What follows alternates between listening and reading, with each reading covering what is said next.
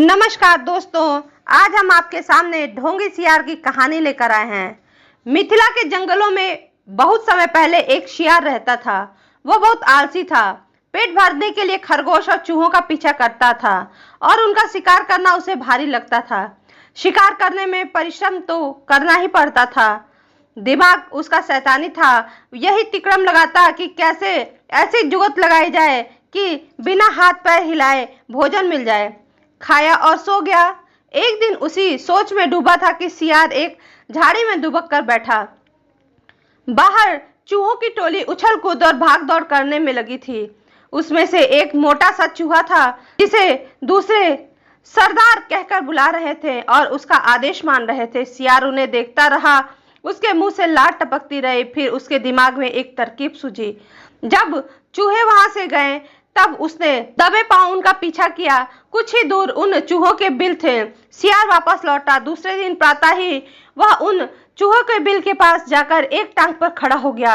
उसका मुंह उगते सूर्य की ओर था, आंखें बंद थी। चूहे बिल से निकले तो सियार की ऐसी अनोखी मुद्रा में खड़े देखकर वे बहुत आश्चर्यचकित हुए। एक चूहे ने जरा सियार के निकट जाकर पूछा, सियार मामा, तुम इस प्रकार एक टांग पर क्यों खड़े हो? सियार ने एक आंखें खोलकर बोला, मूर्ख, तूने मेरे बारे में नहीं सुना? मैं चारों टांगे नीचे टिका दूंगा तो धरती मेरा बोझ नहीं संभाल पाएगी, यह डोल जाएगी। साथ ही तुम सब नष्ट हो जाओगे। तुम्हारे ही कल्याण के लिए मुझे एक टांग पर खड़े रहना पड़ता है। चूहों में खुसुर फुसुर शुरू हो गई। वे सियार के निकट आकर खड़े हो गए। चूहों के सरदार ने कहा, हे महान सियार, हमें अपने बारे में कुछ बताइए। सियार ने ढोंग रचा, मैंने सैकड़ों वर्ष हिमालय पर एक टांग पर खड़े होकर तपस्या की। मेरी तपस्या समाप्त होने पर एक टांग पर खड़े होकर मैंने तपस्या की। मेरी तपस्या समाप्त होने पर भी सभी देवताओं ने मुझ पर फूलों की वर्षा की। भगवान ने प्रकट होकर मेरे तप से मेरा भार इतना कर दिया कि मैं चारों पैर धरती पर रखूं तो धरती गिरती हुई ब्रह्मांड को फोड़कर दूसरी ओर निकल जाएगी। धरती मेरी कृपा पाकर ही टिकी रहेगी। तब से मैं एक टांग पर ही खड़ा हूँ। मैं नहीं चाहता हूँ कि मेरे कारण दूसरे जीवों को कष्ट हो। सारे चूहों का समूह तपस्वी सियार के सामने हाथ जोड़कर खड़ा हो गया। एक चूहे ने पूछा, तपस्वी मामा, आपने अपना मुंह सूरज की ओर क्यों कर रखा है? सियार ने उत्तर दिया, सूर्य की पूजा के लिए।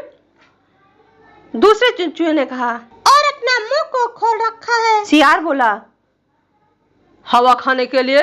मैं केवल हवा खाकर जिंदा रहता हूँ। मुझे खाना पाने की जरूरत नहीं पड़ती। मेरे तप का बल हवा को ही मेरे पेट में भांति भांति के पकवानों में बदल देता है। उसकी इस बात को सुनकर चूहों पर जबरदस्त प्रभाव पड़ा। अब सियार की ओर से उनका सारा भय जाता रहा। वे उसके निकट आ गए और अपनी बात का असर चूहों पर होता देखकर मक्कार सियार दिल ही दिल खूब हंसा। अब चूहे महान तपस्वी सियार के भक्त बन गए। सियार एक टांग पर खड़ा रहता और चूहे उसके चारों ओर बैठकर ढोलक, मंजीरे, घड़ताल और चिमटे लेकर उसके भजन गाते। सियार सियारम सी भजनम भजनम, सियार सियार भजनम भजनम। भजन कीर्तन समाप्त होने के बाद चूहों की टोली भक्ति रस में डूबकर अपने बिलों में घुसने लगती तो सियार सबसे बाद के 3-4 चूहों को दबोचकर खा जाता।